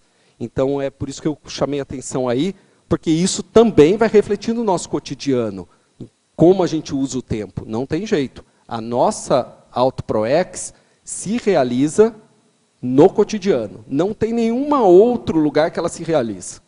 Não existe outro lugar na vida de uma consim que a AutoProEx se realiza a não ser no cotidiano dela. Agora, em tecnologia, página 13, terceira linha. Como funciona a técnica de praticar todo dia 1 hora de atividade evolutiva para aquisição de neo-hábito? Essa técnica ela é muito bacana, assim. Para mim funcionou, todas as vezes que eu apliquei, ela funcionou muito bem. Então, vamos dar um exemplo. Novamente, vou me colocar aqui. Eu vi que eu precisava ampliar, preciso ainda, mas já melhorei algumas coisas nesse sentido. O meu hábito de leitura. Então, eu tenho ali um monte de livro em casa que um dia eu fiz uma conta. Então, novamente, aí a questão dos cronopensenes. Quando a gente começa a adquirir a cronopensenidade, a gente começa a avaliar um monte de coisas diante da cronopensenidade. Então, diante da cronopensenidade, eu olhei todos os meus livros e fiz uma continha básica ali, que se eu me dispusesse a ler todos os livros que eu tenho em casa, ler os que eu não li e reler os que eu julguei que deveriam ser relidos, eu precisaria de pelo menos 30 anos no ritmo de leitura que eu estava tendo. Então, ou seja, primeira questão, para de comprar livro, porque você está sendo incoerente, você está comprando livro e não está lendo os que você tem em casa. Então, eu precisaria adquirir o hábito da leitura. E eu comecei a colocar metas. Falei assim, olha, eu preciso ler pelo menos 1 hora por dia. Então, eu coloquei essa técnica de ler pelo menos 1 hora por dia. E que isso seja assim, um ponto bem firme na minha autodecisão aí no dia. Que horas vai ser isso? Daí eu vi que para mim funciona melhor uma flexibilidade. Para outras pessoas, ela vai ver que fica melhor assim, colocar aquela coisa bem rígida, das 10 às 11, ou das 9 às 10, ou das 8 da noite às 9 da noite é dedicado à leitura. Daí cada um vai avaliar isso. Para mim, funciona mais flexível. Ou seja, às vezes pode ser na primeira hora da manhã, às vezes pode ser depois do almoço e às vezes pode ser à noite. Mas 1 hora por dia eu vou me dedicar à leitura, ao estudo. Então a leitura aí que eu estou querendo dizer é uma leitura produtiva, né? Aquela leitura do jornal, tudo já nem está computado nisso. Isso aí é o básico, é o dia a dia. E eu vejo que, novamente, a questão do ritmo mental somático. Depois que a gente juntou ou aquela história dos gravetos que eu contei, 1, 2, 3, 4, 5 dias, 6 dias fazendo isso, aquilo a gente já fixa aquele hábito. Automaticamente a gente já vai querer ler. E o ideal é que a gente consiga ampliar isso, né? No trinômio, se eu não me engano, tem lá o trinômio conquistar, manter, expandir. Então a gente conquista o hábito, E depois que conquistou o hábito, o trabalho não para. A gente tem que manter o hábito. Depois que a gente mantém o hábito, o ideal é a gente expandir. Então, 1 hora, vamos aumentar para 1h30, vai? Vamos aumentar para 2 horas de leitura, por que não? Dedicar mais tempo aí aos estudos. Isso aí vai impactar em tudo. Na relação aí da nossa AutoProEx e na questão da interassistencialidade também. Então, é essa a técnica. Agora uma pergunta de Niterói. Professor Francisco, em Fatologia, página 12, 8ª linha. Poderia aprofundar a importância do registro projetivo antes de iniciar as atividades do dia? Sim. Antes de responder a isso, eu vou chamar uma questão lá no paradoxo. Na paradoxologia tem ali o paradoxo do dia consciencial começar na hora de dormir. Então isso é muito interessante. Isso aqui está no livro O que é Conscienciologia, do professor Valdo. O capítulo que chama O Dia Consciencial. E, se eu não me engano, começa já, a primeira frase já é essa, o dia consciencial começa na hora de dormir. Então, o nosso dia, quando a gente está avaliando nosso dia diante do paradigma consciencial, ele, na verdade, começa à noite, na hora que a gente está se deitando, que a gente vai ter nossas experiências projetivas. E aquelas experiências projetivas vão influenciar o dia que virá depois, e são influenciadas pelo dia que passou. Na verdade, assim, é tudo um contínuo, né? Mas é essa a importância de fazer os relatos projetivos. A gente manter aí essa disciplina. Pode ser a mesma técnica do caderninho de bolso. A gente escreve ali as palavras-chave sobre as projeções. E depois, à tarde, ou mesmo à noite, antes de dormir, a gente tem aquelas palavras-chave e desenvolve o texto. Mas o importante é não perder o registro. A gente fazer esse registro para a gente já entender o que pode acontecer no dia. Uma assistência que virá, tanto para nós como para outras pessoas, ou questões energéticas ali para serem mais bem cuidadas, terem uma atenção um pouco maior. É isso a importância de fazer o registro. É a gente entender que quando a gente está aí vivendo sob a ótica do paradigma consciencial, é que toda a questão aí relacionada ao parapsiquismo comece a fazer parte da nossa rotina também. A gente não esperar o curso de campo ou a prática energética para estar atento aí ao parapsiquismo. O parapsiquismo tem que estar aí no nosso foco o tempo todo. Agora, em Estrangeirismologia, página 12, 1ª linha. Como desenvolver o mapeamento do modus operandi dos trafores e trafares habituais? Então, aqui a própria técnica da rotinometria, ela já vai dando dicas para a gente desse mapeamento. Ela vai mostrar para a gente quando aquele trafor se apresenta. Olha, numa situação de estresse que aconteceu no dia, eu tive ali, dando um exemplo, eu tive uma tranquilidade, uma serenidade, então aquele trafor da acalmia se mostrou naquele momento. O que estava acontecendo ali? Daí a gente vai mapear esse modus operandi do que aconteceu para aquele trafor aparecer. Mesma coisa para o trafar. O que aconteceu para ligar, para dar ignição naquele trafar? Né? Por exemplo, da ociopensenidade. Por que eu fiquei ocioso, fiquei com uma pensenidade de ociosidade naquele momento do dia? O que estava acontecendo? Eu estava preocupado? Eu estava com medo? Eu estava ansioso? O que ligou aquilo? Então a gente vai usar a nossa rotina para ver como os nossos trafores e trafares vão se manifestando durante o dia. É isso que a técnica vai poder nos ajudar. Agora, em metodologia, na página 15, é uma pergunta mais pessoal. Com qual frequência o verbetógrafo realiza esses 8 procedimentos? E qual ganho vem obtendo com isso? Então, isso eu fiz. A técnica da rotinometria, antes de virar um verbete, eu inseri ela num artigo que eu apresentei em 2011, lá no Seminário de Pesquisas Conscienciológicas do IPC São Paulo. Eu escrevi esse artigo dentro de um curso que chama APP, Autopesquisa Projeciológica, e o artigo se chamava Auto-Organização para a Vivência da Rotina Útil. E daí eu apresentei essa técnica lá, e nesse ano de 2011 eu fiz essa técnica 2 vezes. Depois, em 2013, eu fiz mais uma vez. E agora eu fiz, recentemente, uma específica. A gente tem na exemplologia os dois exemplos. Então, a gente pode aplicar ali a rotinometria panorâmica, que é aquela rotinometria, aquela técnica aplicada para obtenção de dados gerais sobre o cotidiano pessoal, subsidiando a autoavaliação conscienciométrica. Ou a gente pode aplicar a rotinometria específica, que é aquela aplicada para obtenção de dados sobre o aspecto específico da manifestação consciencial no cotidiano pessoal. Então, eu utilizei essa última específica para ver aquela questão da quantidade e da qualidade dos EVs. Então, isso a gente pode fazer uma rotinometria específica para algum assunto muito específico. Por exemplo, estado vibracional. Como está o meu estado vibracional?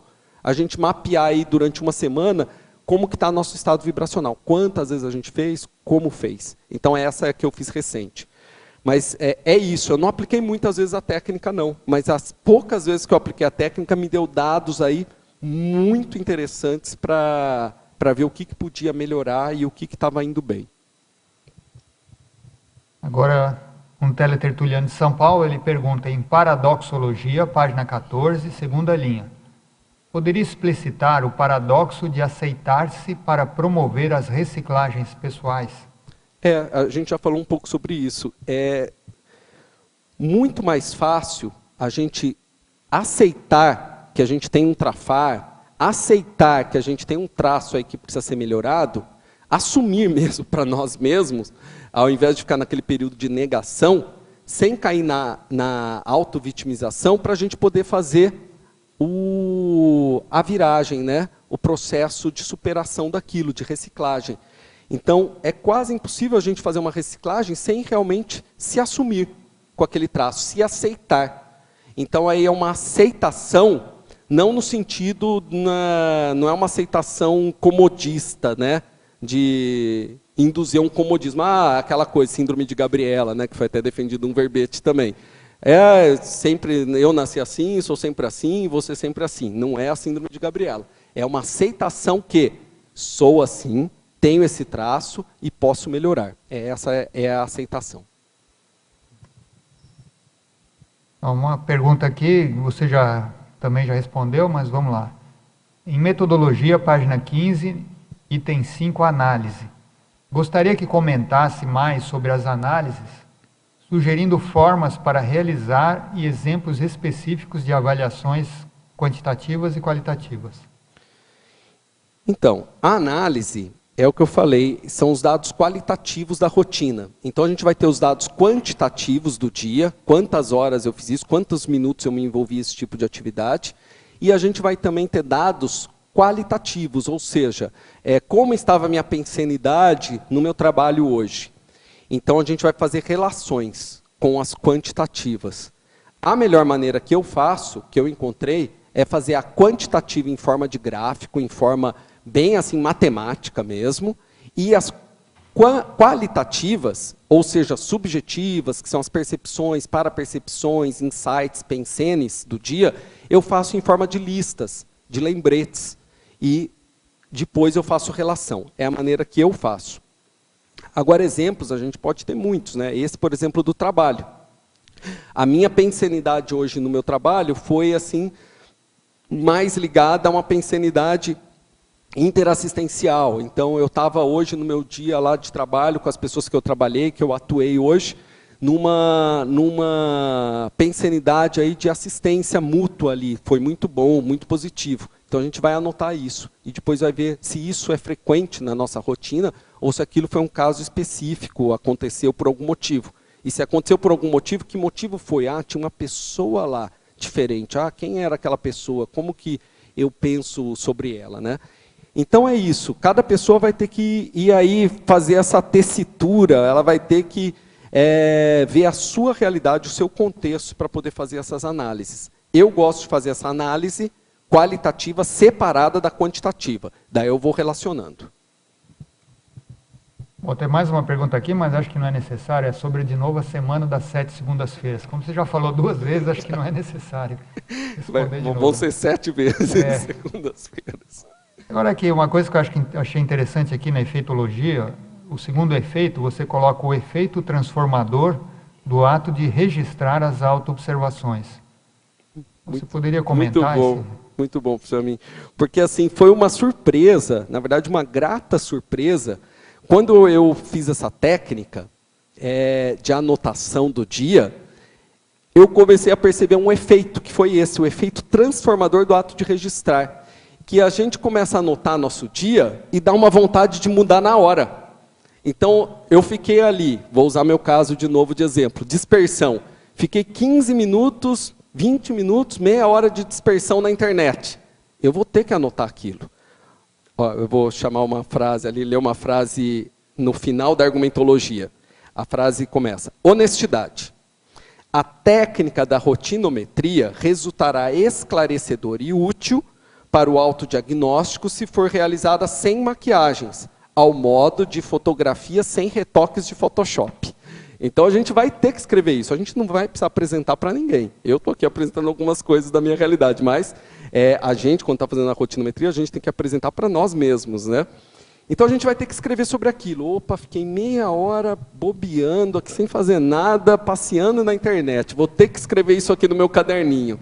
E na hora que a gente tem que escrever aquilo já causa um autoconstrangimento produtivo, positivo, que é essa vontade de melhorar. Fala assim, eu não vou querer escrever mais sobre isso. Eu vou querer escrever que eu fiquei 1 hora lendo. Eu vou querer escrever, então isso já começa, no outro dia a gente já começa a procurar melhorar. Mas a gente tem que ser honesto, tem que escrever o que aconteceu.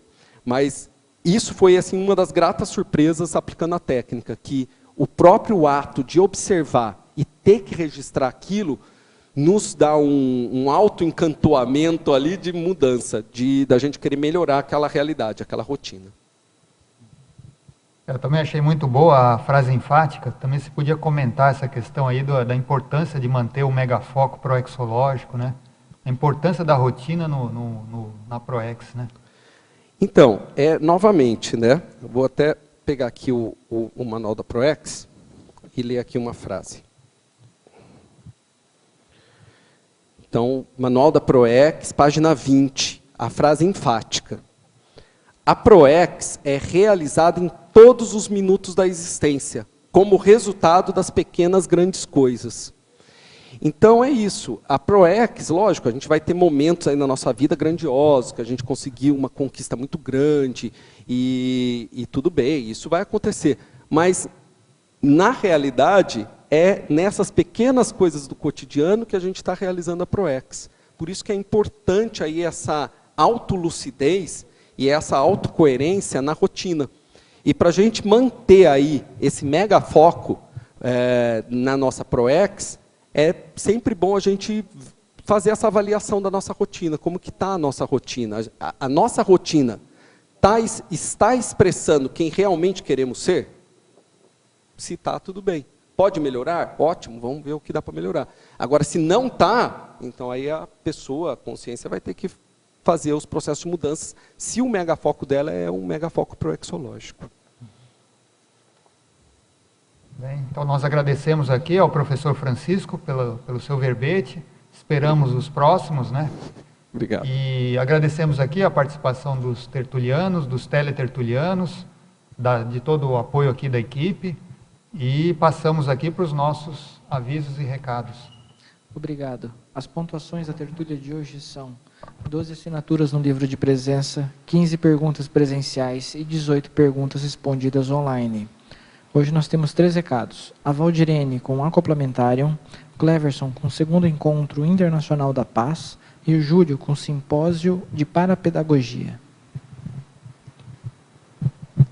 Boa tarde a todos. Nós estamos aqui para convidar para o Acoplamentarium, que vai acontecer no campus CAEC, nos dias 17 e 19 de abril, no próximo final de semana, com a temática Temperamentologia. Neste Acoplamentarium serão trabalhados os tópicos: uso do temperamento em prol da desperticidade, identificação da raiz do temperamento, aplicação de planilhas de avaliação do autotemperamento.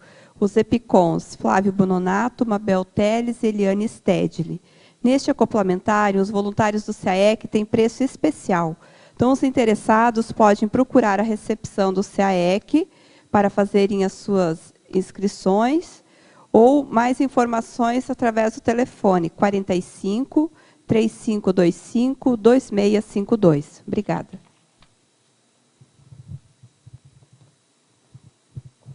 Boa tarde a todos. O IPC, Instituto Internacional de Projeciologia e Conscienciologia, tem a honra de convidá-los a todos a participar do segundo Encontro Internacional da Paz, que acontecerá no IPC de Saquarema, no Rio de Janeiro. Esse evento contará com mesas de conferências, mesas de debates, painéis, minicursos, dinâmica bioenergética, talk show e videodebate.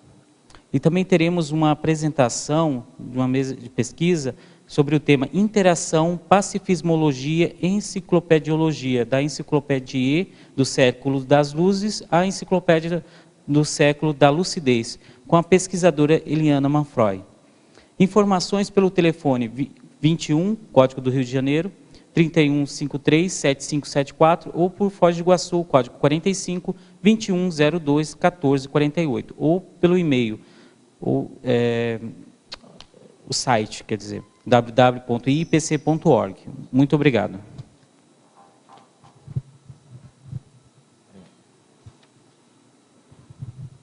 A Reaprendência convida a todos os interessados na educação conscienciológica para submeterem seus trabalhos, o resultado das suas pesquisas e para o terceiro simpósio de parapedagogia, que vai acontecer nos dias 17 e 18 de outubro, aqui em Foz do Iguaçu. Venha contribuir com a gente, venha compartilhar as suas ideias relativas à formação docente e à qualificação dos professores. O prazo para envio de trabalhos é até o dia 15 de maio e os trabalhos devem ser enviados para o e-mail tecnicocientifico@reaprendência.org.br. Maiores detalhes e a chamada de trabalhos completa com os temas a serem priorizados para esse evento, eles estão no site www.reaprendência.org.br. Ou então, maiores informações no e-mail contato@reaprendência.org.br. Obrigado.